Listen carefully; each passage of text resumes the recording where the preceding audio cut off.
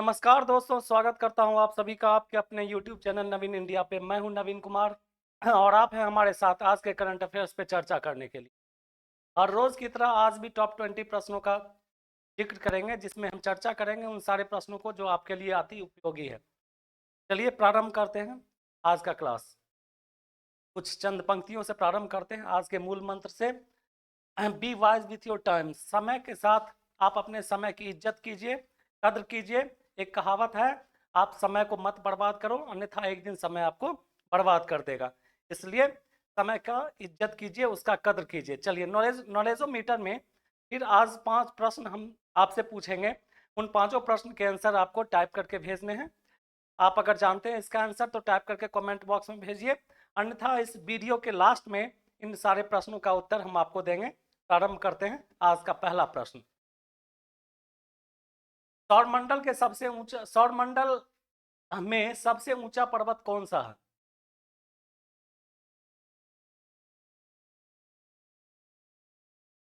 ठीक है, पहला। दूसरा प्रश्न है, टाइटेनिक उपग्रह किस ग्रह का है? टाइटेनिक उपग्रह जो है किस ग्रह से संबंधित है, या किस ग्रह का टाइटेनिक उपग्रह जो है किस ग्रह से संबंधित है? तीसरा प्रश्न, सबसे छोटा उपग्रह किस ग्रह का है? सबसे छोटा उपग्रह जो है सो किस ग्रह का है? तीसरा प्रश्न था। चौथा, डेमोन्स किस ग्रह का उपग्रह है? डेमोन्स किस ग्रह का उपग्रह है? जिस तरह टाइटेनिक उपग्रह है किसी ग्रह का, उसी तरह डेमोन्स भी किस ग्रह का उपग्रह है, बताना है। पांचवा प्रश्न है आपके लिए, पृथ्वी का सबसे गहरा गर्त मैरियाना गर्त किस महासागर में है? ये तो बिल्कुल आसान है कि मैरियाना गर्त जो है किस महासागर में स्थित है। जल्दी से टाइप कीजिए और इसका जवाब मुझे भेजिए। मैं फिर से पढ़ देता हूँ। सौरमंडल मतलब सोलर सिस्टम की बात कर रहा है, उसमें सबसे ऊंचा पर्वत। तो अब मान लीजिए सोलर सिस्टम में तो कई सारे ग्रह हैं, हो सकता है किसी जो प्लैनेट्स होंगे उस प्लैनेट्स पे कोई ऐसा माउंटेन होगा जो हिमालय से भी ज़्यादा ऊंचा होगा, ऐसा हो सकता है। चलिए दूसरा, टाइटेनिक उपग्रह किस ग्रह का है? थर्ड प्रश्न है, सबसे छोटा उपग्रह किस ग्रह का है? चौथा प्रश्न है, डेमोन्स किस ग्रह का उपग्रह? और पांचवा प्रश्न है, पृथ्वी का सबसे गहरा गर्त मैरियाना ट्रेंच जो है, मैरियाना ट्रेंच किस महासागर में, किस ओशियन में पाया जाता है? जल्दी से टाइप करके इसका आंसर भेजिए। मैं आपको इस वीडियो के लास्ट में इन सारे प्रश्नों का उत्तर आपको दूंगा। एडेप्टेशन गैप रिपोर्ट 2022 का प्रकाशनकर्ता कौन है? एडेप्टेशन गैप रिपोर्ट 2022 का प्रकाशनकर्ता कौन है?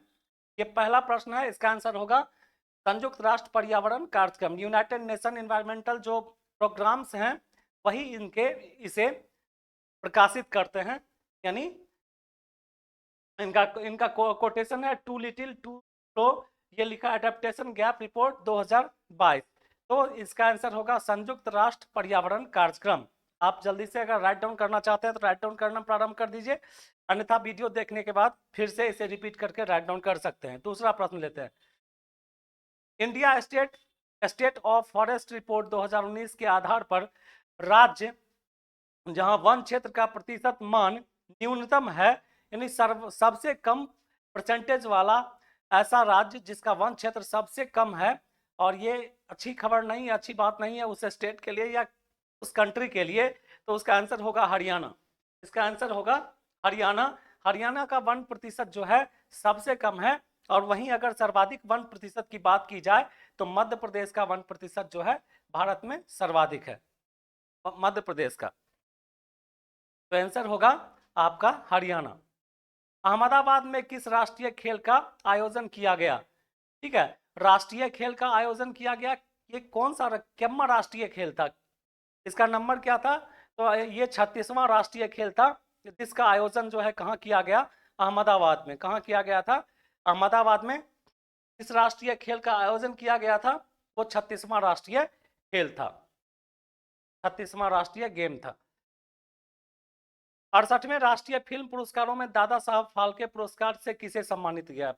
भारतीय फिल्म इंडस्ट्री में पुरस्कारों में सर्वाधिक महत्वपूर्ण जो पुरस्कार है वो दादा साहब फाल्के पुरस्कार ही है। तो कई पुरस्कार भी दिए जाते हैं, राष्ट्रीय पुरस्कार भी दिए जाते हैं फिल्म इंडस्ट्री में, नेशनल अवार्ड भी दिए जाते हैं, लेकिन दादा साहब फाल्के पुरस्कार अपने आप में लगभग सबसे महत्वपूर्ण है राष्ट्रीय पुरस्कार के साथ साथ, नेशनल अवार्ड के साथ साथ। तो ये जो है किया गया था आशा पारेख को। आशा पारेख पिछले कुछ समय में लगभग 80-90 के दशक की एक महान हीरोइन थी जो उस समय एक्टिंग किया करती थी, और उन्हें दिया गया है, यानी दादा साहब फाल्के पुरस्कार जो 68वां था वो आशा पारेख को दिया गया था। चर्चा में रहा गोवंडी राष्ट्रीय उद्यान कहाँ पे स्थित है। तो अक्सर हर कॉम्पिटिटिव एग्जाम में एक ना एक राष्ट्रीय उद्यान पूछ ही देते हैं, सही है, तो आप इसलिए इसे राइट डाउन कर लीजिए। ये जो गोवंडी राष्ट्रीय उद्यान है इधर काफी चर्चा में था, ये आपको तमिलनाडु के चेन्नई में स्थित है। तमिलनाडु के चेन्नई में ये राष्ट्रीय उद्यान स्थित है, ठीक है। गोवंडी नेशनल पार्क लिखा हुआ चेन्नई, देख लीजिए, इधर काफी चर्चा में था और ये तमिलनाडु के चेन्नई में है। LS बलिया तस्करी को नोबेल शांति पुरस्कार 2022 से सम्मानित किया गया, वह किस देश के हैं? नाम है उनका LS बलिया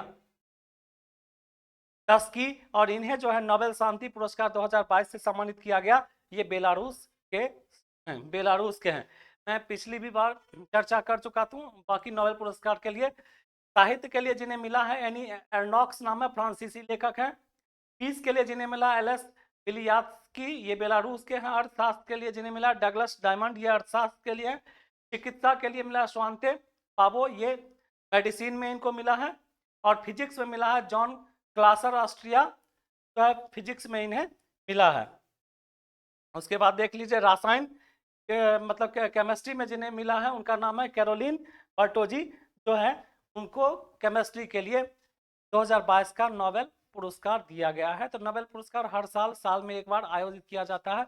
विश्व का सर्वाधिक महत्वपूर्ण पुरस्कारों में से एक इसे माना जाता है। यह सबसे कह सकते हैं ज्यादा प्रसिद्ध पुरस्कार है जिसे नोबेल पुरस्कार कहा जाता है, ठीक है। अल्फ्रेड नोबेल के नाम पे ये पुरस्कार दिए जाते हैं, उन्होंने ही इनकी शुरुआत की थी अल्फ्रेड नोबेल ने, और तब से ये नोबेल पुरस्कार दिया जाता है।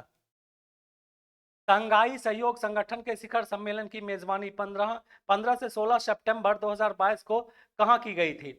तो 15 से 16 सितंबर 2022 को की गई थी, और ये की गई थी उज्बेकिस्तान में, ठीक है। उज्बेकिस्तान में ये जो है की गई थी शंघाई सहयोग संगठन की बैठक। ये हुआ था कहाँ? उज्बेकिस्तान में हुआ था। क्वेश्चन नंबर 8, भारत के बास्केटबॉल दिग्गज एवं अर्जुन पुरस्कार विजेता कौन है जिनका 15 नवंबर 2022 को देहांत हो गया? ये बास्केटबॉल के भी चैंपियन रहे हैं जिन्हें अर्जुन पुरस्कार से भी सम्मानित किया गया था, और इनका देहांत हो गया था। इनका नाम है गुलाम अब्बास मुंतसिर, यही है गुलाम अब्बास मुंतसिर। ये बास्केटबॉल के चैंपियन रहे हैं, और इन्हीं का देहांत जो है 15 नवंबर 2022 को हो गया था। तो ये आने वाले कॉम्पिटिटिव एग्जाम में पूछ सकता है, इसलिए आपको ऐसे पूछेगा कि इनमें से कौन बास्केटबॉल से संबंधित है, 3-4 नाम देगा, उसमें से एक नाम आपको पूछेगा, आपको उसी का आंसर इनका नाम बताना है। क्वेश्चन नंबर 9, भारत सरकार ने किस वर्ष तक टीबी मुक्त भारत बनाने का लक्ष्य निर्धारित किया है? तो ये टीबी मुक्त एक बीमारी जो ज्यादातर फेफड़े से संबंधित की ये बीमारी है, और इसे मुक्त होने का वर्ष उन्होंने 2025 निर्धारित किया है। 2025 तक इसे जो है तो भारत को टीबी मुक्त बनाने का निर्णय लिया गया है। खेलो इंडिया यूथ गेम्स 2022 का 5वां संस्करण किस राज्य में आयोजित किया जाएगा? बोल रहा है कि खेलो इंडिया यूथ गेम्स 2022 ये आयोजित किया जा चुका है, तो किया गया है, आंसर होगा मध्य प्रदेश। आंसर होगा इसका मध्य प्रदेश। खेलो इंडिया का लोगो यही है, देख लीजिए। हमारे भारत के प्रधानमंत्री श्री नरेंद्र मोदी के द्वारा ये जो है इसकी शुरुआत की गई थी खेलो इंडिया, और इसका जो है 2022 में 5वां संस्करण जो है मध्य प्रदेश में हुआ था। अगर आपसे पूछेगा तो आंसर लगाइएगा मध्य प्रदेश। बर्मिंघम राष्ट्रीय खेल 2022 में भारत ने कितने पदक जीते थे? तो बर्मिंघम कहाँ पे है? ये इंग्लैंड में अवस्थित है बर्मिंघम। और ये जो है राष्ट्रमंडल जो है देशों का एक समूह है, इसी से संबंधित वही इसमें जाते हैं खेलने के लिए। अब भारत उसमें 61 पदक जीता था। पिछले पांच राष्ट्रमंडल खेलों में भारत का प्रदर्शन देख लीजिए। 2002 में स्वर्ण 30, 2006 में 22, 2010 में स्वर्ण 38, 2014 में जो है स्वर्ण 15, 2018 में जो है ये कहाँ हुआ था, गोल्ड कोस्ट ऑस्ट्रेलिया में हुआ था, उसमें भारत ने 26 स्वर्ण जीते थे। और ये आपका जो है लास्ट अपडेट है, बर्मिंघम राष्ट्रीय खेल में 2022 में भारत ने कितने पदक जीते, तो आंसर होगा 61। कौन सा पुल रूस तथा यूक्रेन को जोड़ने वाला लिंक था? कौन सा पुल रूस तथा यूक्रेन को जोड़ने वाला लिंक था जिसे तोड़ दिया गया, और इस पुल का नाम था कैच ब्रिज। ठीक है, इधर काफी पिछले दिनों चर्चा में था, जिसे यूक्रेनी या रूस के द्वारा किसी में दोनों में से किसी एक के द्वारा तोड़ दिया गया था, और इसका नाम था कैच ब्रिज। कैच ब्रिज इसका नाम था। The father of artificial intelligence किसे कहा जाता है? तो यानी एआई की बात हम हमेशा चर्चा में करते हैं, हमेशा बार बार करते हैं। The father of artificial intelligence किसे कहा जाता है? तो आंसर देख लीजिए, जॉन मैकार्थी। यही फादर ऑफ आर्टिफिशियल इंटेलिजेंस हैं, इन्हें ही कहा जाता है। आर्टिफिशियल इंटेलिजेंस शब्द के मुख्य प्रचारक हैं ये, इनका नाम जॉन मैकार्थी है, और यही जो है एआई के फादर कहे जाते हैं, आर्टिफिशियल इंटेलिजेंस के फादर कहे जाते हैं। हाल ही में बैंकॉक में आयोजित Asia cup table tennis tournament में कांस्य पदक किसने जीता? तो थाईलैंड की राजधानी है बैंकॉक। बैंकॉक में आयोजित हुई थी ये Asia cup table tennis tournament में कांस्य पदक, स्वर्ण, रजत और कांस्य, 3 पदक हमेशा महत्वपूर्ण माने जाते हैं। इसमें कांस्य पदक जीतने वाले जो थे उनका नाम था मनिका बत्रा। यही है मनिका बत्रा, इन्होंने ही कांस्य पदक जीता था भारत की तरफ से। और आप इसका नाम, यानी आपको अब जब प्रश्न पूछेगा तो ये भी पूछ सकता है या तो कांस्य पदक किसने जीता था, या जो है टेबल टेनिस, इनमें से किस खिलाड़ी का संबंध टेबल टेनिस से है। आपको आंसर लगाना है मनिका बत्रा। 15वां प्रश्न, उपराष्ट्रपति द्वारा हॉर्निवल उत्सव का उद्घाटन कहाँ किया गया था? तो ये हॉर्निवल उत्सव जो है नागालैंड में मनाया जाता है, और उपराष्ट्रपति के द्वारा यहीं पे इनका जो है तो उद्घाटन किया गया था। भारत का सबसे स्वच्छ शहर कौन सा है? आंसर होगा इंदौर। तो भारत का सबसे स्वच्छ जो शहर है, सबसे स्वच्छ शहर वो इंदौर है। इंदौर कहाँ पे स्थित है? इंदौर मध्य प्रदेश में स्थित है, मध्य प्रदेश में। हाल ही में G20 सम्मेलन समाप्त हुआ है जो भारत में आयोजित हुआ था, यह भारत के किस शहर में आयोजित हुआ था? तो G20 सम्मेलन आप बेहतर जानते हैं, ये जो है न्यू दिल्ली में आयोजित हुआ था, यानी नई दिल्ली में इसका आयोजन किया गया था। 30 अक्टूबर 2022 को गुजरात के मोरबी शहर में एक पैदल सस्पेंशन पुल ढह गया, यह किस नदी पर बना हुआ था जिसमें कुछ लोग मारे भी गए थे? तो 30 अक्टूबर 2022 को गुजरात के मोरबी शहर में एक पैदल सस्पेंशन पुल ढह गया, ये किस नदी पर बना हुआ था? तो आंसर होगा इसका मच्छू नदी। आप आंसर याद रखिएगा, मच्छू नदी इसका आंसर होगा। 19वां प्रश्न, किस महादेश में एक भी मरुस्थल नहीं है? तो ऐसा एक महादेश का नाम बताइए। बाकी सारे महादेश में एक ना एक मरुस्थल है, डेजर्ट है, लेकिन एक ऐसा महादेश है जिसमें एक भी मरुस्थल नहीं है, और वो है यूरोप। यूरोप महादेश में एक भी मरुस्थल नहीं पाए जाते हैं। 30वां प्रश्न, ब्लाइंड ब्लाइंड कॉन्टिनेंट से कहा जाता है? किस कॉन्टिनेंट को ब्लाइंड कॉन्टिनेंट कहा जाता है? आंसर होगा अफ्रीका। जो अफ्रीका कॉन्टिनेंट है, अफ्रीका को ब्लाइंड कॉन्टिनेंट के नाम से भी जाना जाता है। आंसर होगा आपका अफ्रीका। चलिए, नॉलेजोमीटर में हमने पांच प्रश्न आपसे पूछे थे, उन पांचों प्रश्न के आंसर आपको हम करवाते हैं।